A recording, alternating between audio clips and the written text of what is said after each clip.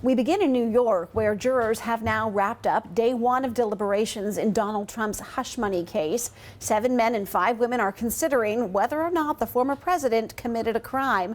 Chris Reyes tells us more on that.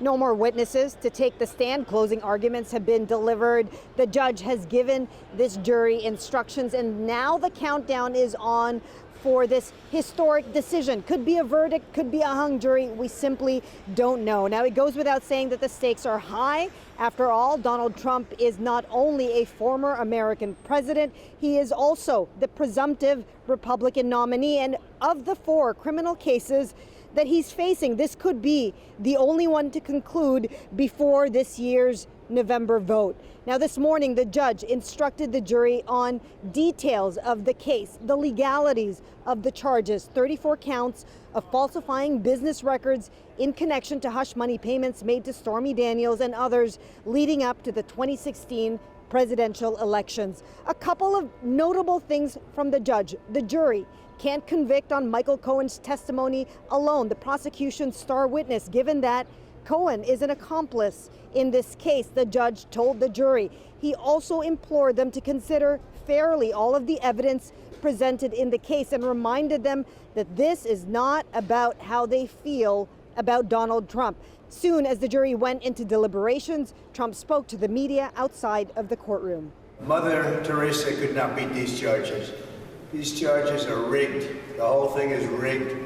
To convict Donald Trump, the jury must find him guilty beyond a reasonable doubt by a unanimous vote. And given that these are felony charges, jail time is on the line, but sentencing will not be up to the jury. The judge will decide that. Chris Reyes, CBC News, New York. Okay, joining me now is Robert Hirschhorn. He is an attorney and jury trial consultant, and he joins us from Argyle, Texas. Robert, thanks so much for your time tonight. Thank you for having me, Sarah. And I'm not going to say go Dallas Stars. Probably not the right audience for that. Definitely not the right audience for that. But let's get into this. Jury starting deliberations today. What kind of conversations do you think right now are happening or have been today happening behind closed doors? Yeah, this is a historic trial that has not been lost on the jury. The way we know that is we haven't lost a single juror. There hasn't been a single alternate that's been replaced. These are very smart jurors. They're very thorough, conscientious. This is exactly the kind of jury that a former president would want to have in a case like this. We can see from the first set of questions that came out, Sarah, that they really are linear. They're very logical. They're starting in the beginning. They're going to work their way through. They're not in any kind of rush. So I don't want anybody to think we're going to have a verdict tomorrow. We may not even have it this week. Let me ask you about those questions. They asked to rehear some testimony. And of course, you know, given the magnitude of what's happening here, a former president on trial, everyone is watching this so closely and will be reading into every kind of question that comes out from this jury. What did you make of their request to rehear this testimony of Michael Cohen and David Pecker? Yeah, so I've heard a lot of pundits say that the jury is following the outline that the prosecution set forth. I don't believe that for 1 minute.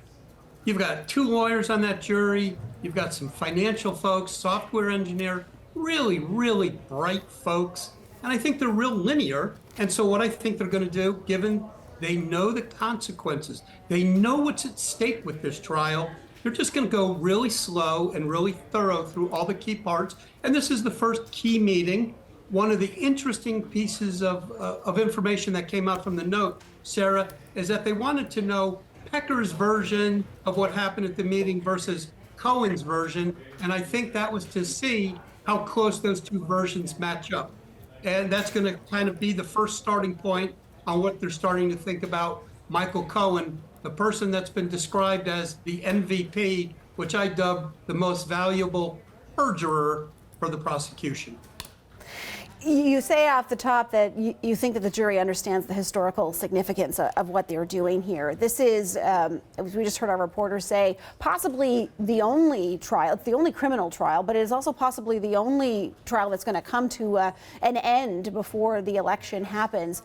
To what end is it possible for the jurors to completely separate that from what's before them in that room as they deliberate? I think they can absolutely do it. Number one, this will be the only trial. The other three are on a real slow track. And as we get closer and closer to the November election, no judge is going to put Donald Trump to trial. So this is going to be the only trial he's going to have prior to the election, number one. Number two, again, these are dedicated, hardworking, thoughtful jurors. I believe they're going to put aside their personal dislike, disdain for Donald Trump, and they're going to do two things. They're going to listen to the law that's given to them by the judge. And if we have time, I'd like to address that for just a second. And then they're going to apply that law to the facts in the case. If they think the state has proven their case, they'll come back with a guilty verdict. If they have a reasonable doubt, they're going to come back into that courtroom and say the words, not guilty. Why aren't they sequestered? I was surprised to hear that, given, as we talk about the significance here, the fact that this is a former president we're talking about, and there's so much at stake. Yeah, great question. Sequestration really is just an ordinary burden that you put on the average citizen. Remember, these people didn't volunteer for this job. They got recruited.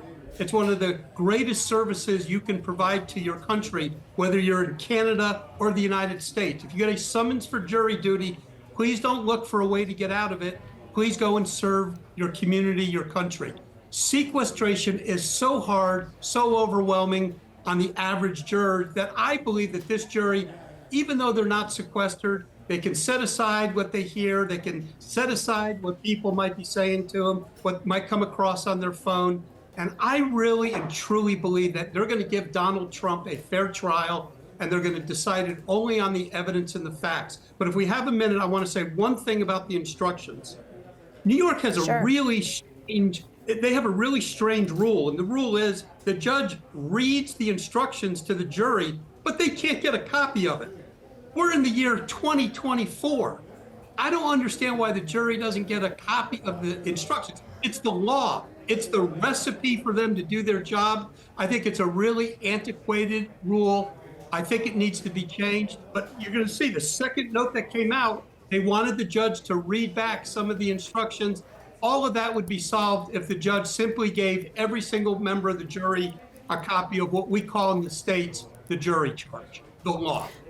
Robert, I love your optimism, the idea that all of these people in this jury could go home and not turn on the TV, not read anything, not talk to anybody about what they have been engaged in. But like I said, given what's at stake, wouldn't it have been, despite how onerous it might be, a prudent move to have them sequestered during at least just the deliberations, not the trial perhaps, but just during this part of it? Yeah. So by the way, if the judge had any intention of sequestering this jury, he was going to have to tell them that in jury selection. And I promise you, it would have probably taken another week to get jurors that could be separated from their family just for the deliberations. And by the way, Sarah, I didn't say the jurors would not be exposed to that. My optimism is that the jurors are going to compartmentalize that. They'll put it aside. If somebody wants to talk to them about the case, I believe these jurors will say, whoa, King's X, I can't talk to you, and they'll move on. Yes, they might be exposed to it, but they're not going to decide this case based on anything that's happened outside of the courtroom. Robert, I know you've been watching this closely. So many people have, but you in particular, I'm sure, have been watching how this case has unfolded. Every time I've been in court, I'm always wondering, how long is that jury going to take? And I know everybody makes bets on how long it's going to take to make a decision and as to what that decision might be. Which way do you lean? How long and what's it going to be? Yeah, so the conventional wisdom is that juries like to come back with verdicts on Fridays because they don't want to devote yet another week, another imposition on their life. So the conventional wisdom is Friday. I got to tell you, with this particular jury, and given what the consequences are, what's at stake, I would not be surprised at all if we don't get a verdict until sometime next week. I don't expect one this week. If we do, I'll be surprised, but I don't expect it. Do you think you know what that verdict might be? I can tell you what I think it should be. I can't tell you what it ought to be. I believe that there is reasonable doubt in this case. I mean, this is an accounting case. And Right. the 35-year accountant for the Trump organization, who was crucial to some of these meetings, he wasn't even called as a witness. So there's a couple of big holes in the government's case, the prosecution's case. And here's what the law says. If the state has not proved the case beyond a reasonable doubt, the law requires a jury to find the defendant not guilty. That's not the same as innocent, okay? There's a difference, and it's not a semantical difference. The jury's only going to be asked to decide, has the government proved the case beyond a reasonable doubt? And if not, the jury says not guilty. And I think it's going to take a while for them to get there. I think there's lots for them to talk about, lots of disagreement in that jury room. I believe this jury is going to work together as a team and try to reach a verdict if at all possible, but I expect it next week. Lots to talk about, and I'm sure everyone's going to be talking about this for days to come. Robert Hirschhorn, thank you so much for talking about it with us tonight. Robert Hirschhorn is an attorney and jury and trial consultant. Thanks so much. Thanks so much for having me.